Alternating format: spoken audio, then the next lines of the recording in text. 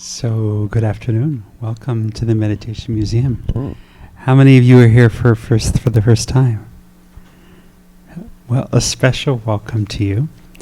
This museum is a very special place. It's a museum about you, about the inward journey, about discovering everything that's beautiful within you and learning to nurture that and connect with that and to serve that. And also learning to recognize the things that we hold on to that disconnect us from that beautiful part of ourselves.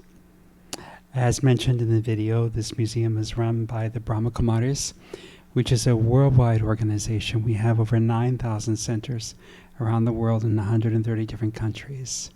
But this museum here in Washington and its sister museum in Tyson's are the only meditation museums in that network of 9,000 centers. We wanted it to be very special here in Washington. And Washington certainly is a city of museums. And one of the wonderful things about museums, you don't have to be a member. You don't have to make an appointment. You can just come. And we wanted this to feel the same way. We have a very special program for you today. How many of you have been to our Cooking for Peace classes before? Yeah, a few of you have, yeah. Well, we have a wonderful program today because we have a special guest. Gwyn Whittaker, who is the CEO and founder of GreenFare, which is a restaurant out in Herndon, is with us today. And Gwyn has some wonderful credentials, wonderful experience in healthy cuisine and healthy food, and she will bring that knowledge to it with her today.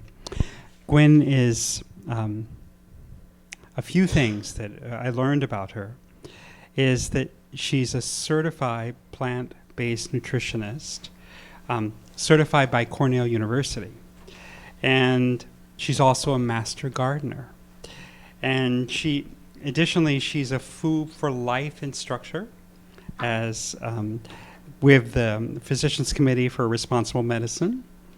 And Gwyn's also been involved in a number of films that promote a healthy lifestyle based on plant-based nutrition.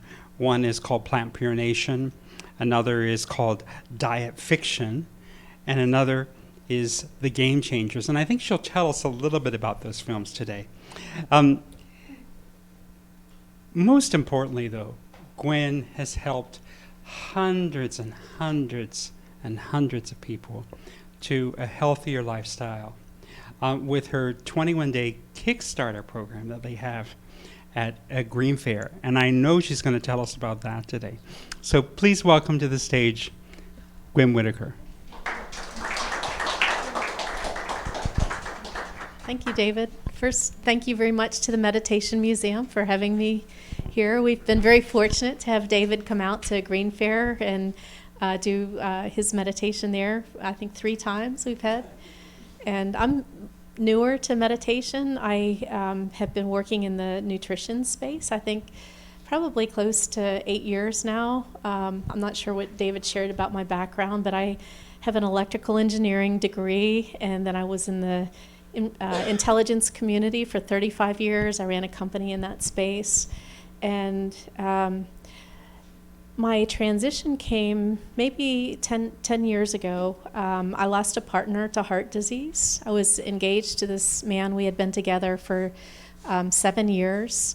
And one day I was coming home from work, and we were talking about what we were going to have for dinner that night. And he dropped off the phone, and I called 911. And by the time I got home, he had passed. And he was 50 years old, had 3 kids in college. And I don't know if anybody's lost anybody close to them. That was the first time that had happened to me. And I think the jolt of waking up with somebody and thinking your life was going one way in the morning and then going to bed at night and feeling like everything's changed was definitely like a jolt to how I viewed my path. And I was working in a company then. I kind of refocused my efforts in the company, and I I sold my company. It's been 10 years. I did very well in that space. And I was thinking about what I wanted to do next. And I'm very much into that whole concept of synchronicity. I don't know if anybody's read about Carl Jung, and that things happen in your life. And if you pay attention to people and things that come into your life, your path sort of opens up to you. And that was sort of what happened to me. My boyfriend now introduced me to a film that was called Forks Over Knives. I don't know, has anybody seen that? Okay. If you haven't seen that, that's really what got me started in the educational aspects. It was, I think 2006 was when it came out, and it's impacted millions of people's lives. It's got T. Colin Campbell and Dr. Caldwell Esselstyn. And on the stage? Oh, sure. I wasn't directed. Yeah. Do you want me to stand up or sit down? You can sit. Sit, okay. Let's make sure everybody gets a view of my white socks. So Forks Over Knives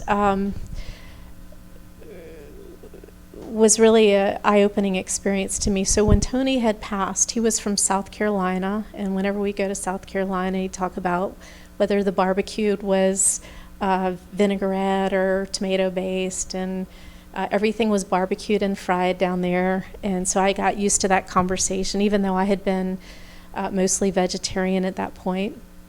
And in the film, they actually talked about that it's not genetics, it's your lifestyle choices, and that your parents teach you what to eat and they teach you how to cook. And so that's sort of what sets the stage for people going forward. And after his death, I always wondered, was there something that I could have done that would have prevented this happening? And so watching this film, Dr. Caldwell Esselstyn from the Cleveland Clinic talked about heart disease is a dietary choice. And if you look at the number of people every year that die of heart disease in the United States, it's like 800,000 people. They don't get a stent, they don't get medication, they just have happen what happened to Tony, which is they just die. And the amount of trauma that brings on the families and the people, the loss of those people is just, it's like, why aren't people talking about this? And so it just sort of dawned on me that I didn't know. I was college educated, and I always thought I was on a healthy diet, but I didn't know. And so it sort of reminded me of, I do this talk with a lot of my friends in the intelligence community. I've actually gotten maybe 36 senior people in the intelligence community now to be plant-based. And I always start talking out about, in 1964, when I was a brownie, I don't know if anybody was in the Boy Scouts or Brownies, I actually made a gift for my parents that was an ashtray. And if your kids brought home an ashtray today, you'd probably be calling the troop leader and saying, "What are you thinking?" But in 1964, this was the norm. It's more than 60% of the American population smoked, and so it was what people did when they got in social situations. My car today doesn't have an ashtray, but cars were, ashtrays, cigarette lighters, airplanes. And so it took 20, 30 years for that to change, and it was really driven by education. As people learned that smoking was harmful, then they stopped doing it. And still today, 16% of people smoke. So I started thinking about the evolution of people. Most people, I think, want to be healthy.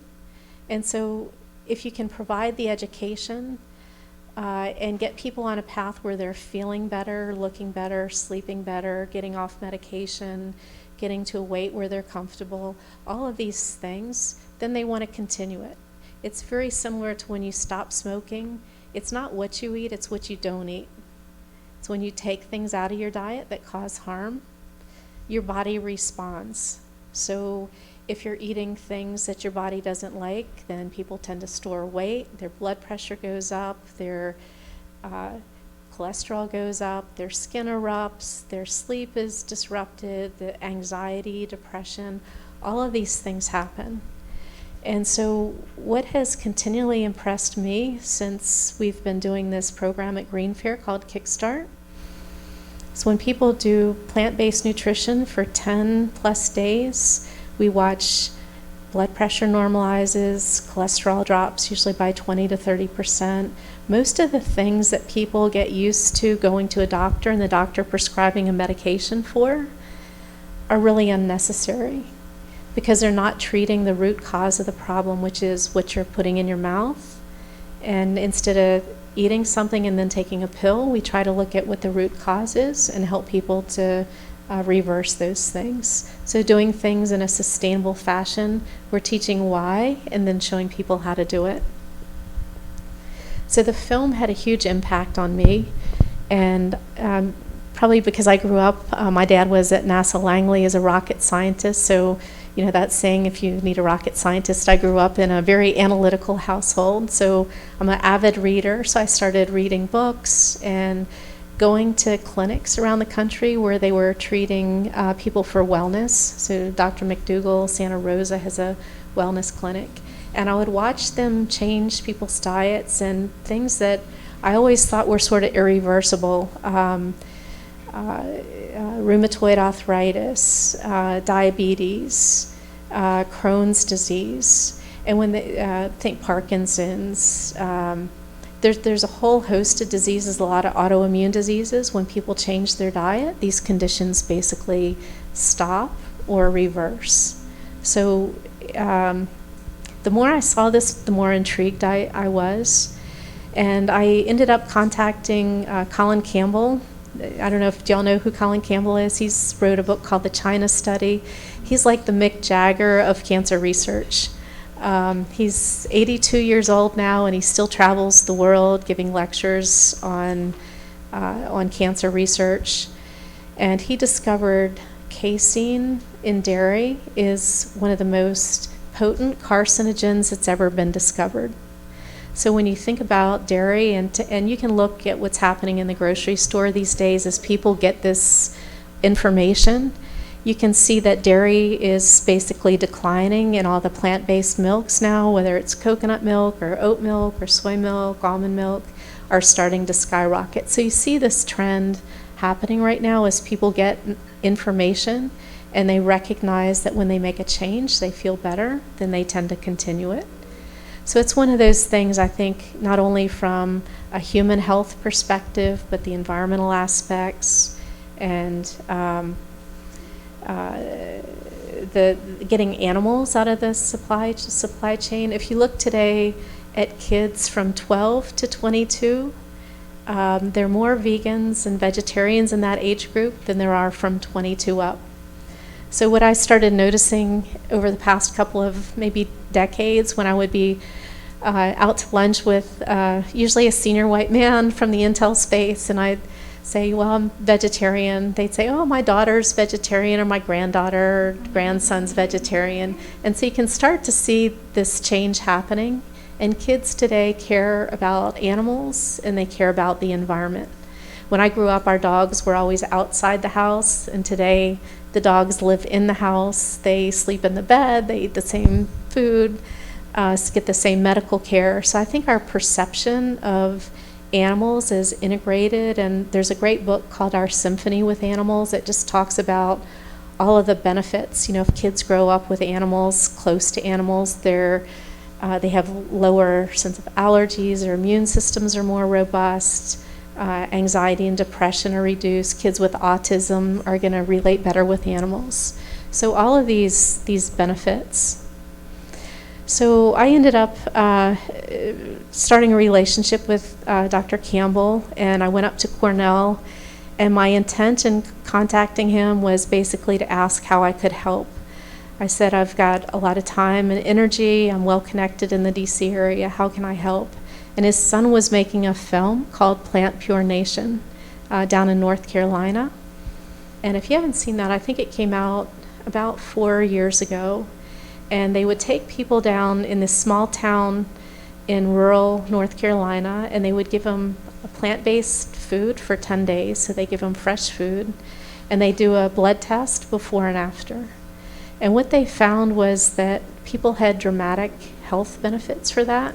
So in the documentary, they're doing this this diet change, And I asked Colin if we could do one in Reston, Virginia. And I rounded up 45 people that were my friends, work associates. I had a couple relatives, some neighbors. And we gave food. Colin Campbell came down, and we did this 10-day program. And I had such dramatic health impacts. One of my friends had been on rheumatoid arthritis. I don't know if anybody's had that or knows anybody that has it. She was on 4 medications. I'm 62, and she went to college with me. Her fingers were red and swollen. She had trouble opening jars, going through doorways. In 10 days, she was off of 3 of the medications, and 2 months later, she was off of the 4th. And so this has been 4 years, and she's never looked back.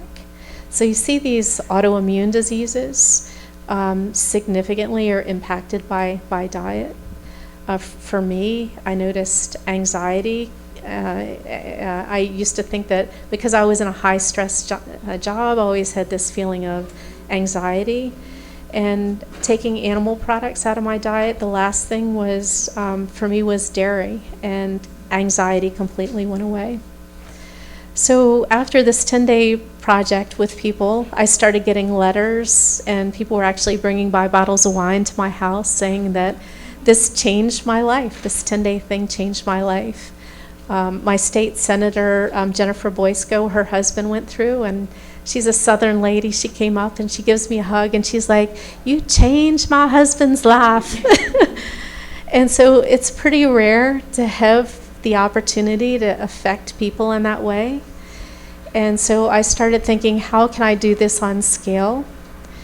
And so I had another person come into my life. I started talking about opening a restaurant where it's an educational restaurant, educational experiential restaurant, and delivering this Kickstart. So Pericles Silva was at Whole Foods in Reston. He actually started and ran the Health Starts Here program. So I had no food experience. I'm an engineer. I sort of cook simple things that are more utilitarian, and usually my recipes don't turn out anything that look like the recipes. They don't taste that good, but I haven't died yet, so I think they're probably okay. But for me to own a restaurant is sort of the ultimate irony. So I surround myself with people that are very, very talented. And we decided to be organic. So the more that you learn about plants, the more you recognize that what's happened in our food system today is very adulterated. Has anybody heard about gluten intolerance? You know, that's 10 years ago, nobody was talking about that. And what the food industry, the agriculture has learned is that Roundup or glyphosate is actually a desiccant, which means that it dries things up. You see the desiccants in the, shipped with food that they want to preserve. So they spray wheat with Roundup before it's harvested, so they can harvest it weeks earlier, and that allows them to have multiple crops. It saves money, but the glyphosate is what causes intestinal distress for people. So for most people, if they're eating organic, whole grain food, the gluten intolerance goes away. So our bodies are basically telling people, you need to pay attention to this. If you go to a doctor, doctors talk about symptoms, and as an engineer, I talk about indicators. It's like our body is very good at telling us whether we're on the right path or not. If you do something and your skin breaks out, has anybody had hives? If you've ever had hives, when you eat something, your body tells you really quickly that you don't want to be eating that food. You've got some kind of allergy, and you'll break out, you want to rip your skin off. And so usually people, my roommate in college, strawberries would make her skin break out in hives. So if you pay attention to your body and you notice that your sleep isn't good or your energy isn't good, then nutrition is such a fundamental part of that it can be really life-changing to make these fundamental changes. And again, it's not what you're eating, it's taking things out that are causing harm. So after this 10-day program, I decided to open the restaurant. We found a space. I signed a lease in September. We opened in November of 2015, and we started doing the PCRM Kickstart. It's a 21-day Kickstart program. So you can do this program online for free. You can go to pcrm.org. It's the Physicians Committee for Responsible Medicine. And what I've found is that if you do more hand-holding and you create a community of people and you provide an interactive environment of classroom training, that people are going to have their questions answered. Teach the skill sets of how to grocery shop and how to prepare food, the skill sets. My mother never taught me how to cook. I learned how to open cans and program the microwave, but not really to cook. So getting the right things like a steamer, some of the rice cookers, those tools have been really beneficial. And so PCRM is the Physicians Committee for Responsible Medicine. They're in Friendship Heights, and it's a physicians nonprofit that's focused on human health and animal welfare. So I became a Food for Life instructor, so I teach classes now in the restaurant. We do this program every month, and we usually have 10 to 20 people. We've had over 750 people go through our program now in the past 3.5 years, including 4 dozen doctors. And so what dawned on me early was doctors today are not trained in nutrition. The doctors are going to get the same education that you get by whatever fad diet books come out or what they read on the internet. It's very heavily subsidized by the pharmaceuticals. And if you go into a doctor and you have high blood pressure, they're not going to talk with you about making changes to your diet. They're going to give you a prescription for a blood pressure medication. So the doctors that have come through our class now, if they have patients that come through the class, they'll tell them to discontinue their blood pressure medication because they know what's going to happen. Usually in 3 to 4 days, the blood pressure normalizes. And we do before and after cholesterol testing that's optional. So usually in 21 to 30 days, we can get people off cholesterol medication. And these are drugs that all have very long-lasting side effects. Cholesterol medication causes joint pain and joint discomfort that the doctors tell people they'll have to be on for the rest of their life. So we watch people with type 2 diabetes reverse in usually 30 to 45 days. And diabetes, pre-diabetes, is like 1 out of every 3 Americans today. And they put people on drugs that are going to slow down the progression of the disease, but it never actually reverses it. So even things like heart disease, the good news, if you read Dr. Esselstyn's book, Prevent and Reverse Heart Disease, if you've had heart disease in your family and you make these dietary changes, it's actually been shown the only diet that will not only prevent but actually reverse congestive heart failure. So things like when you used to smoke, if you stop smoking, your body clears your lungs out, so black lungs turn pink. And usually after years, you can't tell that somebody smoked.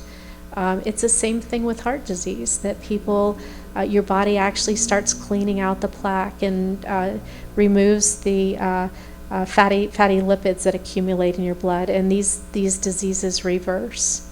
So for me, it's amazing how quickly these things happen. Everybody's read about the opioid crisis because people are in pain. And when you get people that are on heavy pain prescriptions on a plant-based diet, usually within a week to 10 days, they can start decreasing and get off these high pain medications. So it's pretty dramatic. And we partner with medical doctors. I would never say disregard what your doctor's saying. If you make this diet change, go off these medications. You always want to work with your doctor, and we're happy to recommend plant-based doctors as well to the ones usually now that are doing what's called lifestyle medicine, which is look at the person's life and not just what the symptoms are. So when you have these indicators, if you think about having a car that had an engine noise and you took your car to the mechanic and the mechanic gave you earplugs, it's like you're not going to hear the engine noise anymore, but you know that they haven't fixed the root cause of the problem. And that's what the medications are doing these days. They're disguising the symptoms, but they're not fixing the problem. So it's sort of deceptive because people think, well, I'm taking this medication, so I'm fine. And that's not really the case. So I was involved in the film world. I saw the power of forks over knives for me and Plant Pure Nation. I had the opportunity to become co-producer of a film called Diet Fiction that came out in January this year. And I went to the opening in Chicago. I'm actually in this one for a very short amount of time, but for maybe a minute I got to see myself on the big screen, which was kind of thrilling. I think I looked heavier than I do in real life, but I think that's probably a female thing. And then I'm on the board of the DC Environmental Film Festival. We showed a film a year ago called The Game Changers. And The Game Changers is a film it's a documentary that's coming out in September 16th this year. It's got a huge amount of buzz because of the people that are involved with it. So I'm one of the executive producers now, along with James Cameron from Avatar and Titanic, Arnold Schwarzenegger, Jackie Chan. It basically features all of the athletes now that have discovered that plant-based nutrition provides a competitive advantage to people. So almost all of the marathon runners, the long-distance runners, Scott Jurek, who's broken the Appalachian Trail movie. If you want to see a preview to it, you can go to GameChangersMovie.com. And it'll be showing in 1,000 theaters in the United States. And in China, it's actually being promoted by the CEO of Alibaba, which is Amazon's counterpart in China. So when it comes out in September, it has the potential of being the most widely viewed documentary ever shown because the Chinese market is really hard to get into. So in the film world, executive producer means that you wrote a check. So for me, it's the opportunity to influence and help these films to get made. The producer and the director are the ones that really come up with the storyline and make the film. So I'm not setting myself up as a movie maker, but I definitely have been involved with helping to promote these films. So if you haven't, I think on GameChangers.film they are selling tickets at the theaters now, and was just announced a couple months ago. So what we're doing at GreenFare is organic. So I mentioned about glyphosate. So when you buy something that's certified organic, it means that there are 400 chemicals that you're not getting in your food. If you go to Europe and people will go there and they'll say, oh, I felt so much better eating the food there, it's because of what's allowed in the food in the United States and from the agricultural and food industry, the dyes, preservatives, all of these ingredients, chemicals that people, if you read a label, you don't recognize what it is, then you probably shouldn't put it in your mouth. So my background was technology. I had a software developer develop an application that's on the iPhone. It's the GreenFare Skinny Shop app, and if you download this free app, it'll actually, you can scan an ingredient with your barcode at the grocery store, and it'll give you a thumbs up or thumbs down on whether you should buy the product. And it looks for things, does it contain animal products? Does it have too much sodium? Does it have too much fat? And does it have too much sugar? And so if you always use this app, it gets people in the habit of, does anybody read labels? Most people read labels. And it's in self-defense these days, right? Because nothing is regulated on the front of a package. They'll put a barn and happy animals on the front of every package, but you have to read what's on the label. That's the only thing that's really mandated by law, that the only thing that has to be accurate is what's in the nutritional facts label. Everything else is basically marketing. So at GreenFare, we're one of 6 organic certified restaurants in the country. We use even things like packaging. The more that you read about packaging these days, people give up single-use plastic. You know, when you look at all the ways that plastic breaks down when you put it in heat or in extreme cold. So you don't want to put plastic in your freezer. You don't want to put plastic in hot cars and then eat, because the chemicals actually leach into your food and are carcinogenic.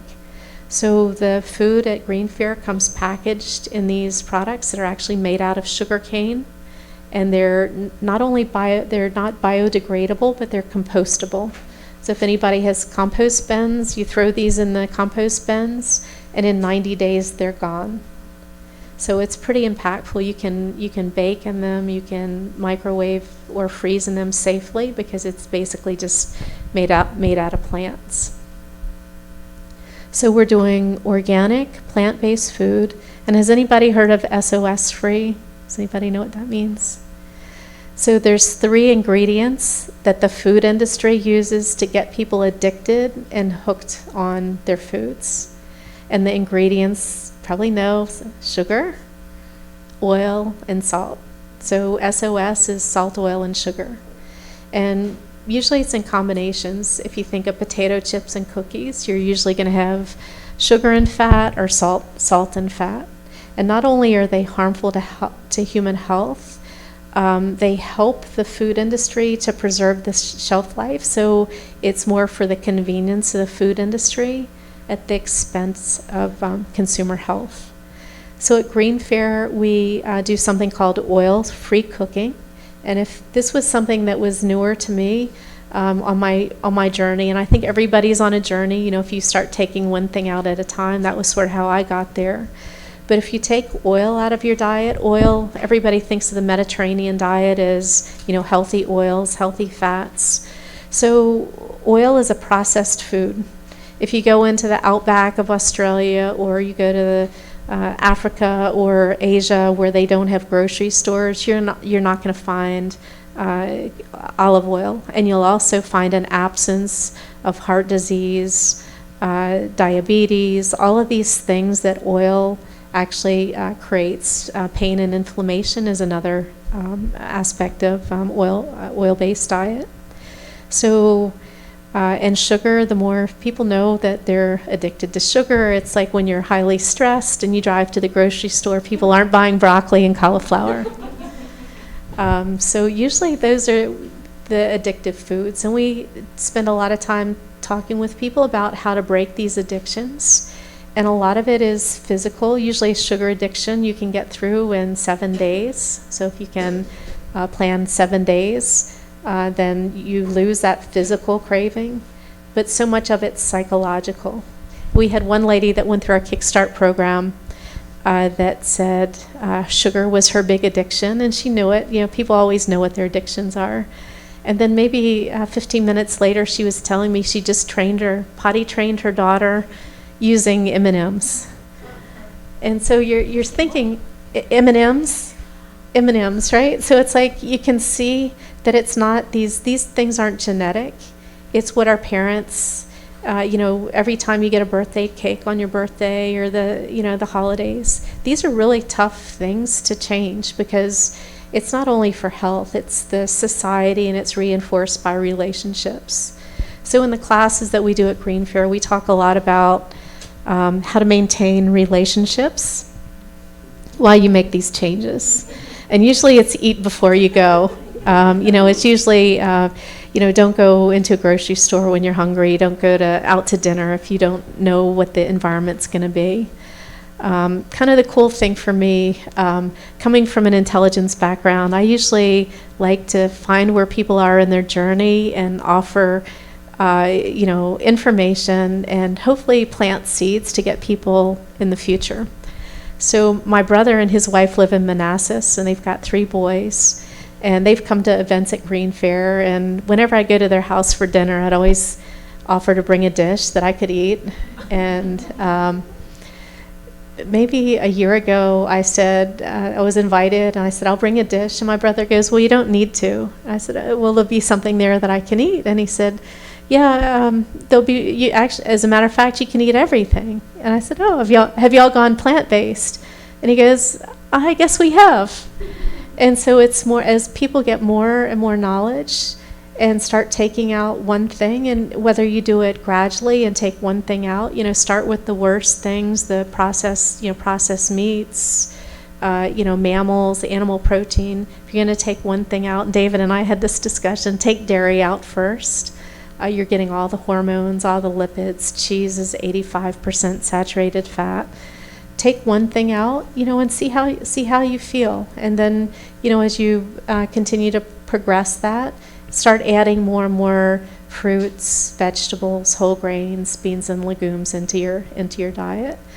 And people, think when you, and I guess I usually say I'm plant-based, but I'm also vegan. I've started buying, I think the closer your bond to animals and the more you recognize if I'm taking them out of my diet, then probably don't want to be wearing them. My car still has leather seats on the car, but a lot of the cars now are making, and it's pretty easy now to buy products without animal products. But it's just sort of rethinking things. So it starts you on this path that allows you to feel like not only is it good for me, it's good for the environment, it's good for the animals, the animals that I love. I can't love one animal and eat another animal. And from a workout perspective, I can tell you at 62, I can go do a boot camp and work out intensely for an hour and the next day not feel any pain. And that's dramatic. When I used to work out before, I'd usually the first and second days, you're in recovery. And when you can notice that you're taking out these things that are creating inflammation, it's like you get a new life. My skin is better, at 62, I think I'm probably about where I was at 40. And so, when you can start looking, females will put up with a lot of pain and suffering to get youthful looks. So just by making these dietary changes, it's like start noticing the improvements that you make. And it sort of opens up, I think, hopeful that you can age sort of gracefully without pain and medication. I think I'm sort of, how am I doing, David, on time? I can keep talking because I'm so excited about everything I'm doing. Maybe one other thing that I'm going to mention is I grew up in a city, so I wasn't that close. I already said I didn't learn to cook. I also really didn't learn to garden. And so I think I was probably in my 30s before I saw where Brussels sprouts actually come from, which is a long stalk. And so doing a plant-based restaurant, I started on this path of becoming a master gardener. So it's 3 years, you're doing education, you're doing community service. And kind of the cool thing is I've watched a transition in the past 5 years of when you would go to a plant clinic and you take something in, the gardener would say, this is the weed and this is the poison to kill it. And all of these guides that were being used were by Ortho or Syngenta, the big the pharmaceutical chemical companies. And today they all have organic guides, and they'll talk about plant-based things, the whole food web. If you spray for a hornets eat aphids. So if you kill the hornets, you're going to have to spray something else for the aphids. And it disrupts this whole thing about the whole food web. And so it's like, stop putting chemicals in our environment, right? If anybody listens to Mike McGrath on NPR, he's like, my whole purpose in life is to get people to stop putting chemicals in their environment. I think last year, I got 3 advertisements in 1 week. A company was going to spray for mosquitoes in the air. True Green, who used to be ChemLawn, was going to spray my lawn for edible plants like dandelions and plantain that promote the local pollinators, and then the companies that come in and spray for bugs in your house. And so it's like all of these chemicals are going into our environments, and you look at kids with autism and allergies and ADHD, and it's like those weren't things that we had growing up on a frequent basis. So it's getting people to sort of rethink, their environments.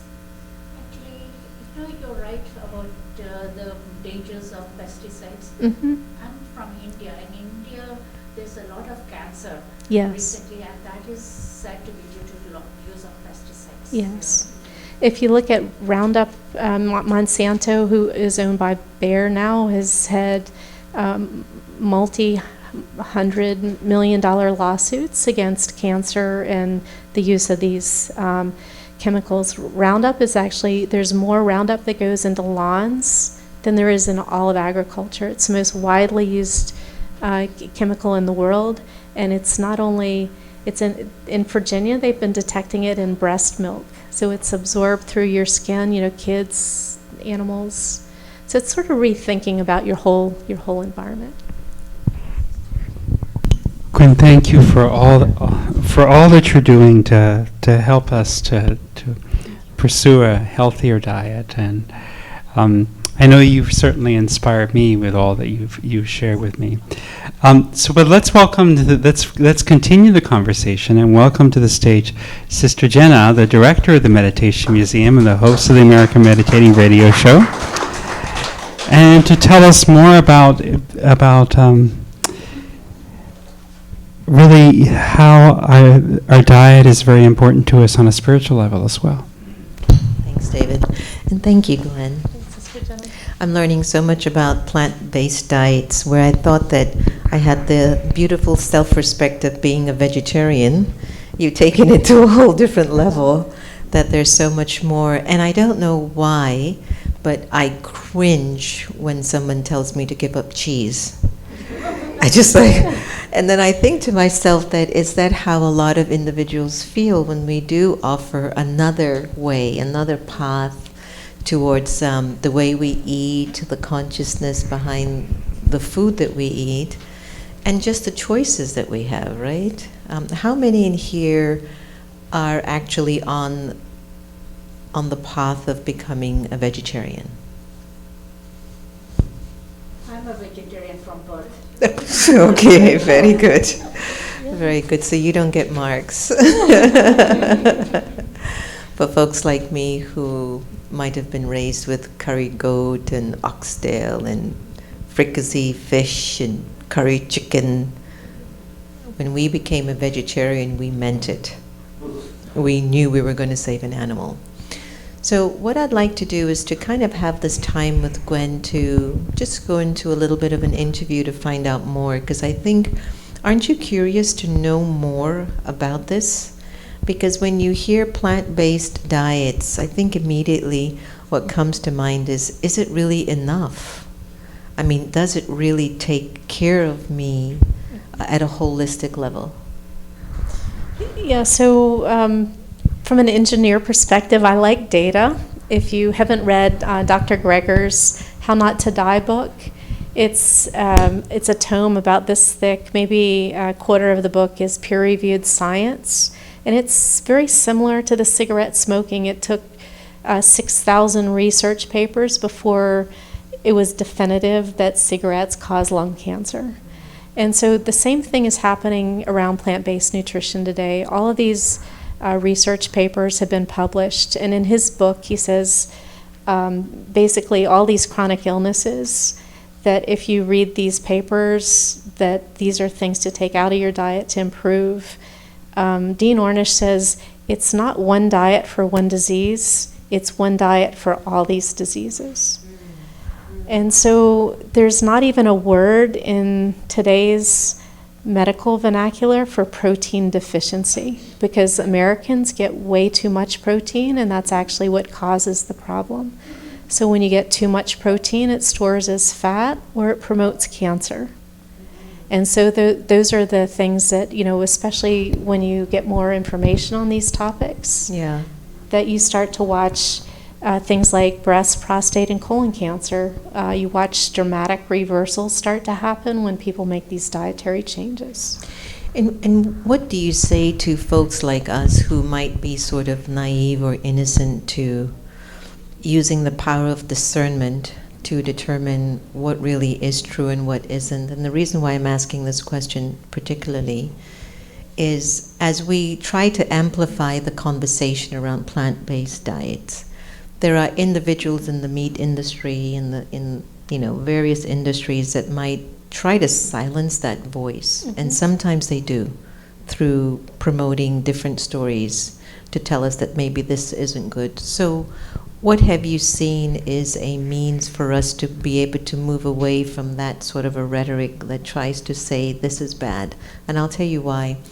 Last year, do you remember there was a big report about lettuce being infected with E. coli or something, and it was right around Thanksgiving.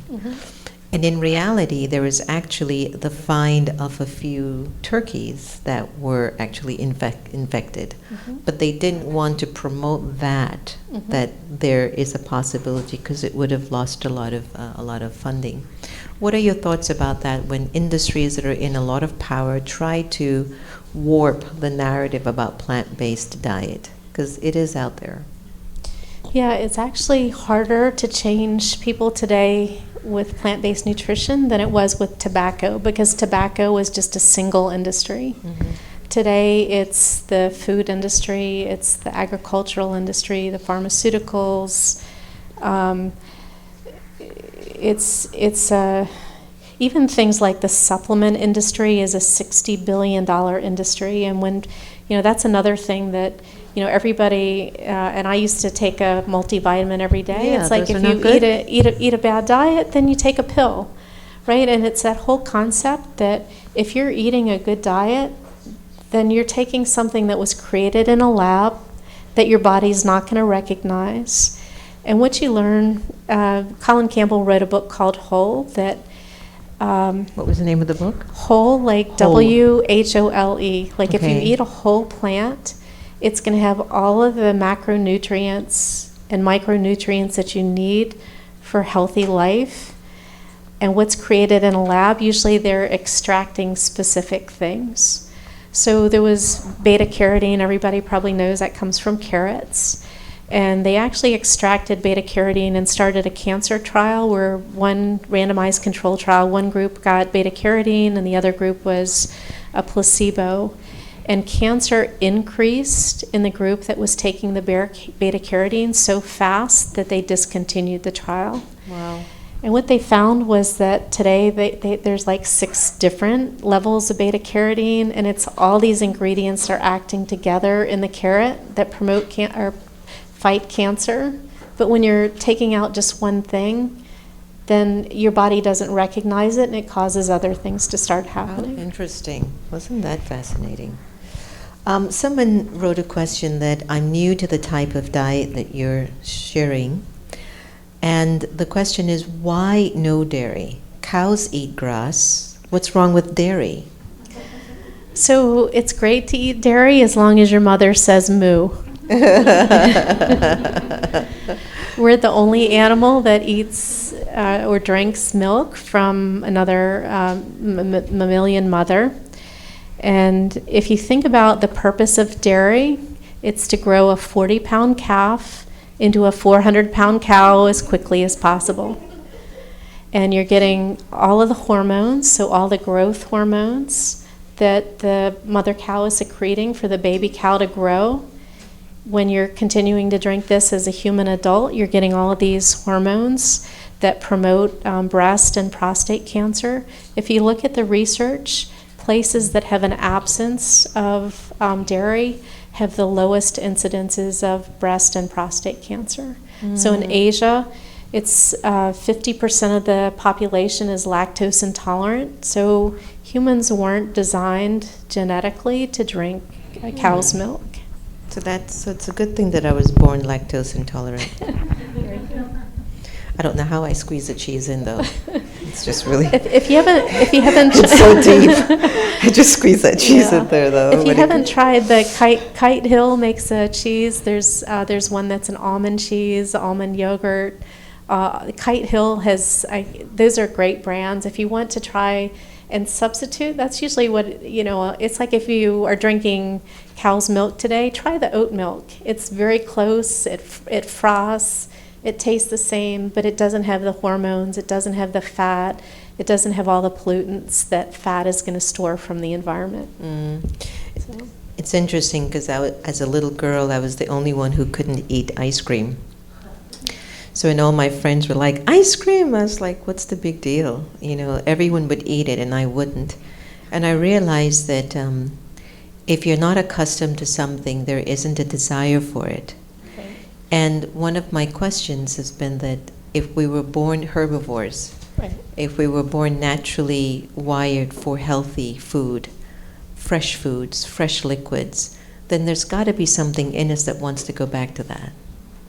You know, it's just the conditioning is such and the environment is What such. the society reinforces. Yeah, that it becomes a little difficult. So please, here's another question. Please give us your view on raw food diet versus cooking food. Speak more about the use of oils in cooking. I would greatly appreciate that. Sure. So the raw food diet, you want to have, absolutely want to have raw foods in your diet, fruits and vegetables. Raw are great. Beans, you always want to soak, and you always want to cook beans. There's maybe the past 5 years, there's been a big trend around a fad around raw foods. And there's actually, if you look at the science, that nutrition is not what you eat, it's what you absorb. So the big goal is to how to maximize food so it's ready for absorption. So some things like cruciferous, my Brussels sprout example, they're gray, and when you steam them, broccoli, it's blue-gray. When you steam it, becomes brilliant green. And our eyes are the best indicator of things that we should be eating. We seek out more colorful things. If you go and you see the fruits and vegetables, all the different variety of colors, each different color gives us different phytonutrients that we need. So things like broccoli and Brussels sprouts, when they're cooked, they're going to be better for you. Lycopene in tomatoes, cooked tomatoes, and if you think about tomatoes are the basis for the whole cultural Italian, that lycopene is more nutritionally available when it's cooked. So having a variety of raw and cooked is actually sort of optimal. What about coconut oil? Because as I was preparing snacks for everyone today, I wanted to respect your interest and your way of living. And so when I was preparing it, I had only the use of little coconut oil, just a little bit of one little ingredient. I don't want to mention it. Yeah. Just to respect her, definitely. But I wouldn't cook it so much, you know, it was like al dente or something. So is coconut oil a bad thing? Because I've heard that that's good for you. Yeah, so it's good for the people that are selling coconut oil because it's one more thing that they can sell, you know, one more product that can be sold from that space. So there's a lot of transition foods that are coming out of the laboratory, the Beyond Meat, the Impossible Burger. You know, the fast food industry now has recognized that plant-based is a thing. And if you were vegan 20 years ago, you were going to be slim and healthy.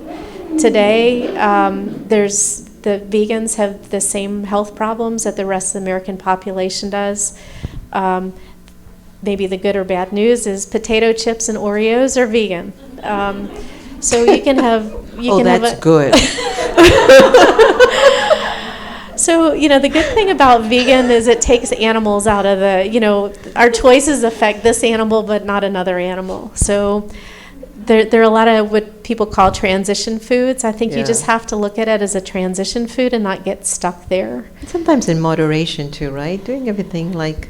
what is moderation, right? That's another conversation. So Doug Lyle has a book called The Pleasure Trap, and he talks about everything in moderation. So you don't talk about cigarettes in moderation, or you don't talk about cocaine in moderation, or heroin. Some people do. You don't drive on the road wrong side of the road in moderation. You know, so it's just being aware of your behavior and being on a journey to optimize it. I think it's when you know. Okay. So beautiful. So you mentioned. Oh wait, I got this. So given that so many individuals need to eat a plant-based diet, how do we reconcile the cost of this type of eating? Example, the Kickstart. reconcile it. Okay, reconcile. Okay, all right. For example, the Kickstart plan is $680 per person, and the Right. person says help! Right. Exclamation, exclamation, Right. exclamation. Yeah. Yeah, so if anybody goes through cancer treatment, average cancer treatment today is $10,000 a month. So versus 10 years ago, it was $5,000 a month. So the Kickstart program includes 43 meals. So it's full meals for 21 days. They're organic. They're optimized. But at the very beginning of my talk, I talked about PCRM.org has the 21-day Kickstart for free online. So you can go there and you can get the classes, the recipes. You have to go to the grocery store, you have to shop, you have to cook, and you don't have a place to get your questions answered. So that's what I'm trying to enable from a business perspective, is to provide an opportunity for people to really get the education that they need to ask the type of questions you're asking and get answers for where you are and how to help you move forward. So this is a practical one. I bring my lunch to work, and I drive often. Okay. So how can I eat healthy when I'm always on the go? Yeah, so I think most of it is around, and what we spend one whole class talking about is food preparation. It's planning and preparing, and people, just to the last question, beans and rice are very inexpensive. There's a book that I have that keep in the restaurant. It's vegan on I think it's $4 a day. And if you're really on a budget constrained diet, and I buy bags of organic beans, I buy big bags of organic lentils, is the lowest cost, highest protein thing that you can get, and that's why so many cultures use beans, whether it's Hispanic or Indian or soybeans and edamame in the Asian diet. Beans are a foundational part of most human diets. That's good. This is a great question. I don't know who asked it, but it's fantastic. This is somebody who's looking for shortcuts, but lots of flavor. Okay. Yeah. So Gwen, what do you say about air fryers? Yeah. So. Using air fryers yeah, for so cooking. we teach about optimal cooking, and one of the things that, has anybody heard of the slow food movement? Yeah, there was a fast food movement, and that's how to get inexpensive food quickly, and that's the McDonald's. And you can sort of see what that did to the human population, right? So there's a whole other movement called slow food. It turns out if you cook things like potatoes and squash in ovens that are over 350 degrees, it actually promotes acrylamides, which are carcinogenic. So the worst foods you can eat are potato chips and French fries, because they're going to be carcinogenic. So the things that they've discovered with the air fryers are you don't want to put starches in the air fryers, but they're shortcuts for other things. I like to steam things. You just need a stainless steel pan and a little insert. You steam just about any vegetable for 10 minutes. I have a rice cooker that I set in the morning to make rice. So rice or quinoa or farro is ready at 5 o'clock in the evening. I have a steamer going, and then I usually you can get the low salt organic beans, and then add spices, and in 5 to 10 minutes you have a pretty quick and healthy dinner. Gwen, speaking about rice from Facebook. Hi, Jamie. Jamie's asking, is white rice healthy to eat? So rice is, and this was probably something I'd heard 10 years ago, was don't eat white things. What turns out that complex carbohydrates, if you go to places where people live the longest, that maybe 70 to 80% of their diet are complex carbohydrates. You think about the Asian diet is based on rice.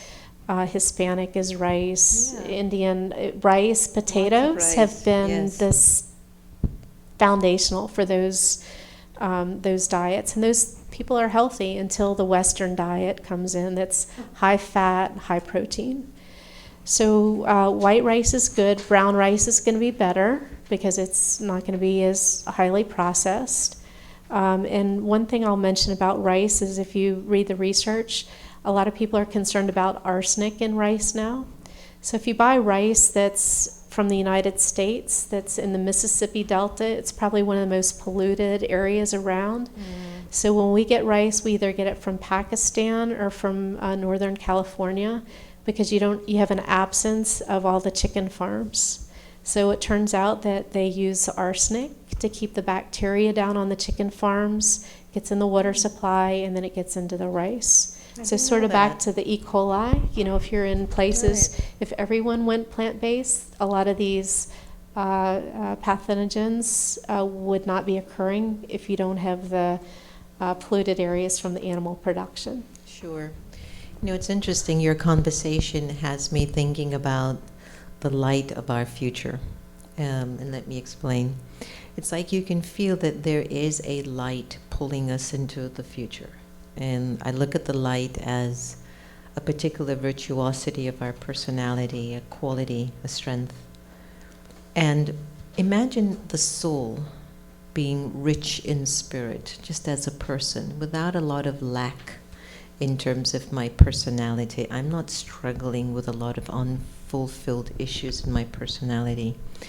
And if my soul feels rich and full, I'm going to have less desires for spices, salts, sugars, and things that are over-sensory, because I'll just be in balance and in alignment to just the purity of my presence.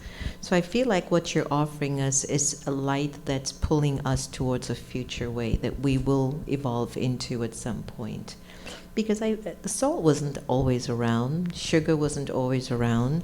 I just sensed that the vegetables and the fruits at the beginning were so rich in its quality in those days. The minerals were more healthier, the minerals were more rich. And now that the nature and the minerals in nature have become quite polluted, we're struggling to see, well, how can we still purify ourselves, because we too have changed. And so trying to find a way to balance this out, I think it's really important for us to consider, because that's how I'm feeling with the ingredients that you're offering me. Someone who says they have diabetes, they have type 2, they're type 2 diabetic, and they're curious to see how they can create a vegan diet. What's the best way to make their diets vegan? So if you haven't, there's a film that's called What the Health. If you haven't watched that, that's a great film about how quickly people's health comes back when they move away from some of the traditional practices. Type 2 diabetes is usually caused by too much fat in your food. So when you take out animal products and oil, then you watch A1C start to plummet. We can usually, again, we've seen people normalize within 20 to 45 days. If people have had it for decades, then it may take up to 45 days. But A1C starts to plummet with a whole food plant-based diet. So without oils and without a lot of the processed foods that you see in the vegan diet now. So PCRM.org and the 21-day Kickstart online is great. Come visit GreenFare. We try to be, I just started last week a 501c3 called GreenFare Health and Wellness. My next goal is to be a more integrative practice, so not just the restaurant, but working with a plant-based medical doctor, hopefully partnership with Meditation Museum, incorporating the meditation, exercise. If anybody's read Cortland Malloy in the Washington Post, he went through our Kickstart program in January. He's lost 45 pounds. And with him, we did a more comprehensive program than just Kickstart. We started doing the meditation. We started exercising. At the beginning, both he and I were not running, and now I run 3 miles every couple of days. My body protested a lot when I started doing this, but now I can go out and pretty easily, without pain, run 3 miles.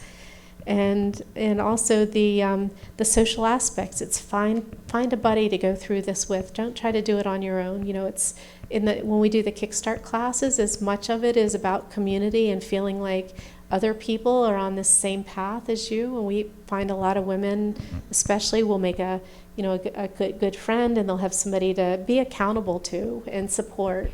So a lot of those things, I think, are just as important as making the dietary changes on your own. I think that's important because sometimes we don't always feel we have the courage to do it alone. We do want somebody to hold our hands and just take us through the journey. If the eye is our best guide, then should we not eat tofu? So we have tofu in some of our products. Tofu is going to be a little bit more processed, but it's still, if you read the package on tofu, it's a fermented soybean. So it's tofu tempeh are products that we do use occasionally. It's not something that we emphasize, so you're not going to see everything on our menu has tofu, but there's one or two things that do. We don't intentionally try to avoid it. And there's actually a lot of, soybeans actually have been shown to be preventative for a lot of the breast and prostate cancers too. The meat industry takes shots, so people are coming in now and saying, well, what about all the estrogens? And what you find is that the estrogens that are in soybeans are phytoestrogens or plant estrogens, and they actually, the receptor actually blocks the estrogens from animal products from engaging, so they're actually preventative for people on that diet. Again, you can look at the data. In Asia, you see very few Africa breast, prostate, colon cancer in those populations. Isn't this rich information, everyone? Aren't you enjoying it? Again, if we're underinformed, we really don't know what choices to make. But when we do gain the information, then we can actually be patient with ourselves to catch up to the right decision. Kushali on Facebook, welcome. Thank you for watching. Kushali is asking you, what type of bread is best? Do you prefer white or wheat? So bread is great. Wheat is the staff of life. I think I talked a little bit already about organic, and if you're doing organic. The other thing is whole grain. So oats, rye, pumpernickel are great. What has happened in wheat is that the food industry has recognized that they can extend the shelf life if they take out the bran and they take out the germ. And unfortunately, the wheat germ is where all the nutritional value is. So the reason that it extends the shelf life is that the bugs don't usually eat it because the nutrition is gone, and so the bugs go on to other more nutritious things. I grew up on Wonder Bread, and you wonder what actually goes in it because there's one. Because it was so tasty. We have one package that we use in our label reading class we've had for 4 years, and it hasn't gotten moldy yet. And so that's kind of a scary thing, right? Because these preservatives are things that we store in our bodies too. So if you read the ingredients, you'll become an avid. The GreenFare Skinny Shop app helps you to make decisions on bread. They'll add things like cellulose. Could you share the app again? It's called, if you search in the App Store for Apple Android, it's called GreenFare Skinny Shop. So the password is eat plants. Eat plants, just one word. Eat plant. There's an app on the App Store that helps you to make good decisions when you're grocery shopping. What is it called? It's called GreenFare Skinny Shop. Like if you shop this way, you'll always be skinny. So GreenFare Skinny Shop. If you search and GreenFare, the password is eat plant. Plants. Plants. Plants. Eat plants. Eat plants. There you go. Plants. Great. And I do want to make a mention that I know that GreenFare is in your mind. You think you can't do it, but you haven't even tried. And I think I'd like to leave that thought with everyone to percolate that I might be able to do this. I have no idea. I haven't explored it. I do know that when you go to the supermarkets, it's easier to get processed food and processed items rather than going to where there's simple or raw food or fresh food. It takes a little bit of rewiring and relearning as to how to move or navigate through a plant-based diet or vegan or vegetarian. But one thing for sure is that if you start to become more aware that your thoughts create an atmosphere, and your thoughts create the choices that you make, and your thoughts are generating a ripple effect in the world. Just imagine when you start to think about saving an animal even once a week, if you think you can't do it 7 days straight. But to just say, I want to save an animal once a week. So let's just say if you think you can't live without salt or oil, maybe I can have one meal without salt and oil. Or maybe I can go 1 day without salt and oil. And something that I've learned, and it's becoming clearer, more recent, is I always survive. It's so weird. Like, I actually survive if I were to eat cheese that was vegan.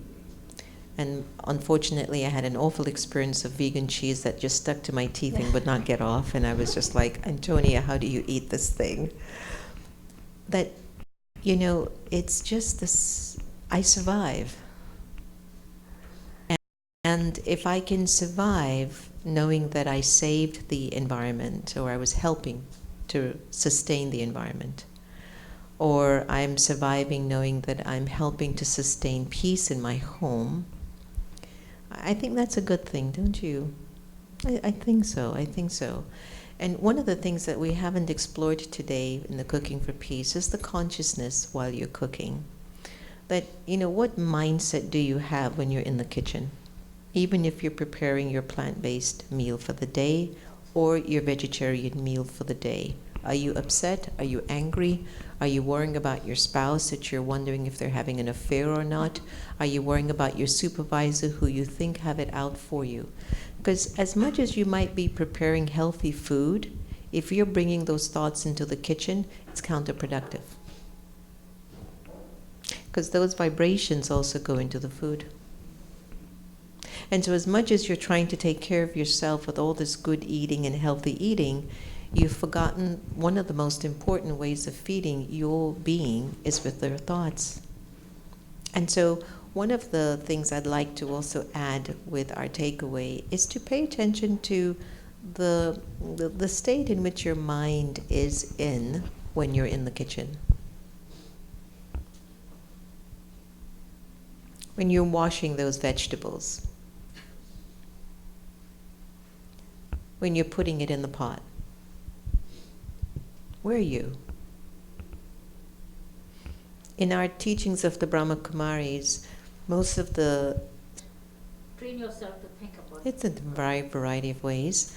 If you're not able to independently create thoughts that are source, find an aspect of some knowledge or information that touched you very deeply.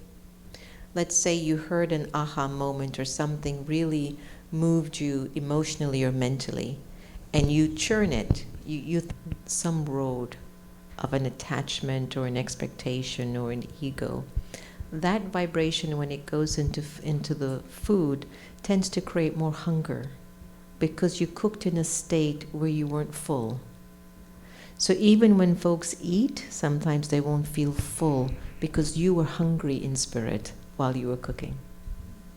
And so these are subtle mystical things that if you do it every day, 5 years, 10 years, 20 years later, the deep nourishment that can take place since you're in action, it takes a longer period of time to catch up. So we just invite you to think about these interior ways of being while you're in the kitchen and honor that as well, because I think it makes a big difference. Thomas on Facebook says, what can I do today so that I can start cooking for peace where I am? I think I just answered that, right? Yeah. But Thomas is asking on Facebook, what can I do today so I can start cooking for peace where I am? Any thoughts? Interesting question. I mean, the PCRM, the 21-day vegan Kickstart, is pretty instructive. It tells you why and it tells you how. It has recipes and nutritional information. And that's all on GreenFare's app as well, for information, or no? I have a lot of resources on the GreenFare website. So just greenfare.com. I have a lot of the products that I mentioned, the rice.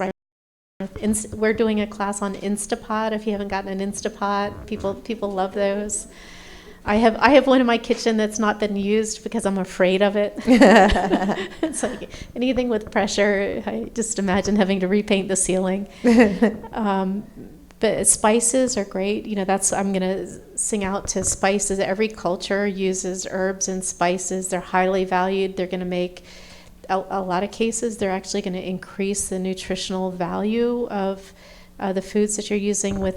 If you couple broccoli with mustard seed, it increases the I forget the active ingredient, but it goes up by like 100 times with combining those things. So the curries are awesome. I love curries, turmeric, ginger. There's a great book called Healing Spices. If you like to get more into the different spices, cultures have sort of learned over thousands and thousands of years what grown sort of natively where they are, and what enhances the enjoyment and also the nutritional benefit of the food. Excellent.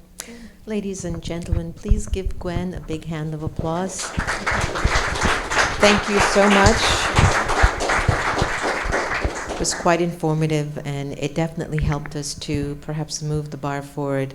I felt like when I go back to the ashram, I actually want to throw out old canned products from the shelf. But that's what it does. Information can inspire you to make a shift. I'm not saying that I'm going to do everything at once, but for now, the thought and the feeling is I just want to get rid of all those cans. If it's not fresh, why am I eating it? And so, again, there's something that will always strike you and go, I can do this, I can do this. Can I just ask one question? Like, while cooking, can I do prayers or chanting? Of course, whatever works for you, yes. Thanks. Yes. So thank you all for coming, and we have some, what do you call it, taste? What do they call it? Just some samples for you to take away. And I hope you enjoy that very well this afternoon. And Brother David will share with you some information, and I'll close off with a little bit of meditation. Thank you, Sister Jenna. Thank you, Gwyn. We've been looking forward to having you come here, and everybody, if you're out in Herndon, be sure to visit GreenFare. Yeah, so a wonderful restaurant right there. We encourage you all to go. So you enjoyed today's program? Yeah. Well, we have lots more wonderful programs coming up. Here next Saturday, we have a workshop called When Little Things Become Huge. And it's from 1:30 to 3:30. And it's how to really manage not making a mountain out of a molehill. I want to remind you a few things here. Let me get these cards here. We put a number of things here for you. How many of you have taken our Raj Yoga meditation course? Only a few. We have the Raj Yoga meditation course here once a month. And if you're interested in learning more about meditation, we really encourage you to take the course. It's a free course, and it begins the first Monday of the month, either at 6:30 or at noon, and it runs for 2 weeks, Monday, Wednesday, and Friday. We also have our little Learn to Meditate class that we offer every Saturday. And so if you want to incorporate more meditation into your life, join us at 11 a.m. Every Saturday here at the Meditation Museum. How many of you have the Pause for Peace app on your phone? Gwyn mentioned the GreenFare app. We also have the Pause for Peace app. It's an app you can download on your smartphone, and it's free as well. It has great things on there like meditation music and guided meditations, also links to all of our events, and a link to the American Meditating Radio Show with Sister Jenna. How many have heard the show? It's a really wonderful radio show, and it's online, so you can listen to whatever show interests you, and there's all kinds of different topics there. Over 1,000 shows posted now, with a new one almost every day. And Sister Jenna has great guests like India Ari was on the show talking about her spiritual journey and her meditation experience, and Alanis Morissette,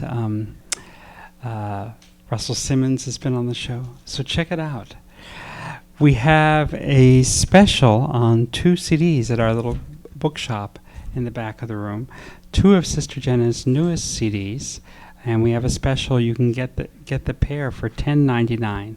Off the Grid, which is more of a traditional guided meditation CD, but also Inclusion Revolution, which Sister Jenna did with a hip-hop artist. And so it's not what you would normally expect for a meditation CD, but very inspiring. And you could listen to this one while driving maybe, or maybe even while working out. Yeah. And we have a special book sale of 50% off on the literature table there in the back room. And Sister Jenna will lead us in a closing meditation. Thank you, Brother Thank David. you for coming today. Thank and you we so hope to much. see you again.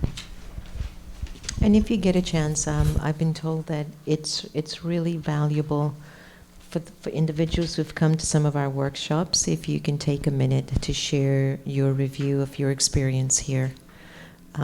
Hopefully it was positive, and you can just share that, because recently we had someone who was on the verge of taking their lives, and they had actually read a review about the space and decided to come here. This was about 4 months ago. And just because of that review, something in whatever was written brought them here, and they decided not to take their lives after all. So I realized the importance of these reviews, and so if it's possible for you to share on Yelp or Google reviews, that looks hell.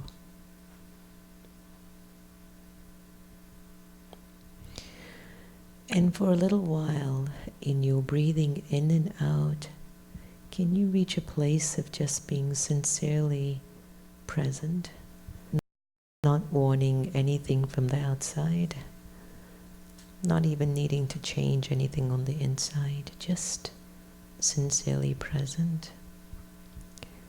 It's kind of a stage of acceptance. And just be.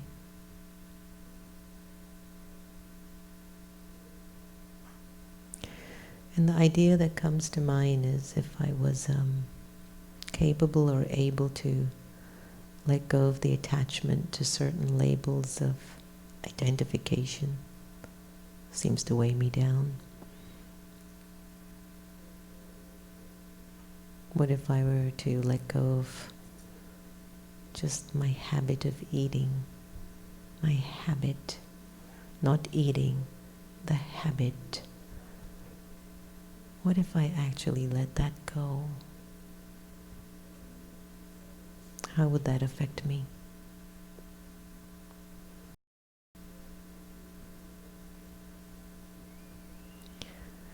Let go of your attachment to your gender,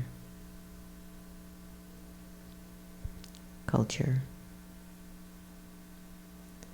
religion, association with organization, groups, families. Just,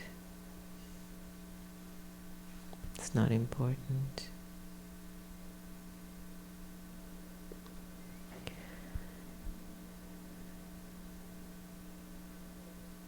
If I'm not attached to my gender, associations, religion,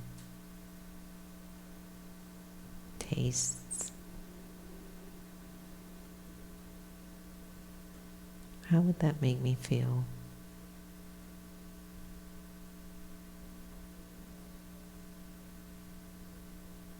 How would I feel as a being?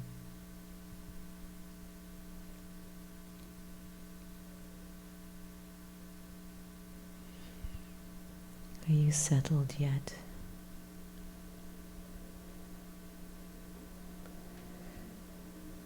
Are you able to just be sincerely present? Want nothing from the outside? Just present.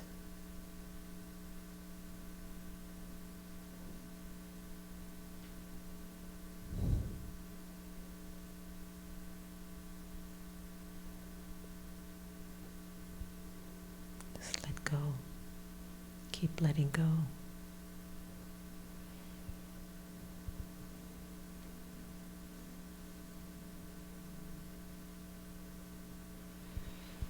And in this state, from your thought in your mind, send your blessings and your pure wishes to someone in the room. Maybe someone to your left, someone to your right. Just wish the person next to you to be benefited in life, to be healthy, to be safe, to be loved.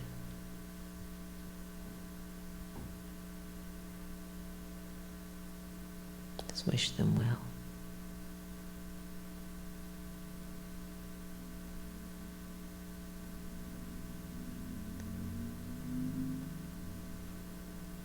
And just allow your interior world to get used to just being quiet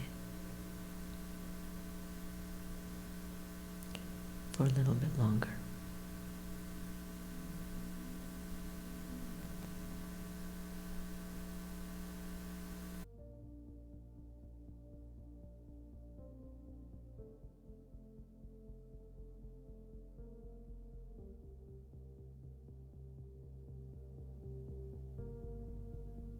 Let me begin at the start. There's a paradigm shift that happens when I decide that it is important to connect with the inner being, the soul.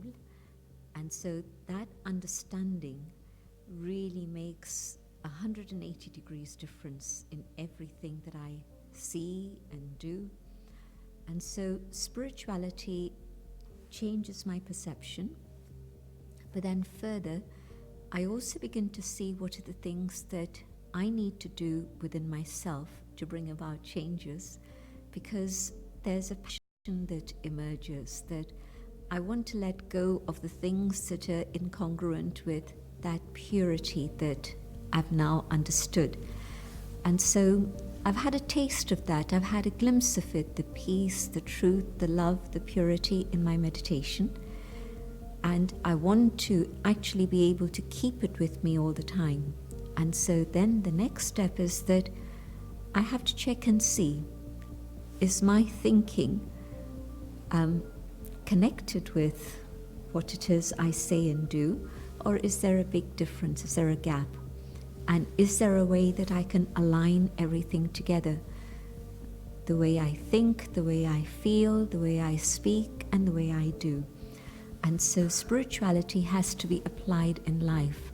Spirituality isn't something that you do for 10 minutes every day, or that you do on a Sunday, and 6 days of the week it's something else.